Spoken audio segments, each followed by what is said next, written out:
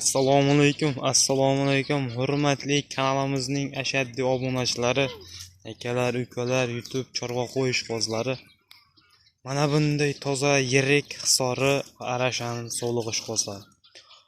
Hurmatli obunachilar, sizlar uchun yangi parta qo'ylarimiz yetib kelgan. O'pish soni 25 dona. Ikkita egizak ona bolasi bor akalar, bir dona yakka ona bolaligi bor. Akalar 3 ta arashandan bor. Mana bunda hozir videoda yaxshi ko'rinmaydi akalar. Toza sorti bor qo'ylar akalar. Mana kattalardan kelgan. Hisorlardan bor kelgan. Yoshlari akalar qo'zi 2 tish, 4 tish, 6 tish, 8 tishgacha akalar.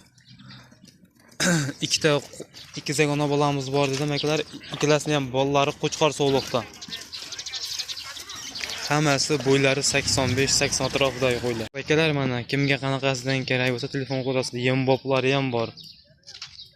Hammasi toza hisori kashtan qo'ylar. Hozir qo'ylarimiz yaxshi ko'rinmayapti, u qo'ylarni qaranglar. Hammasi tulab junini to'kib bo'lgan. Mana shu qo'yimiz egizak akalar. O bitta bolasi yotibdi edi. Hozir keldi, 1 soat bo'ldi kelganiga.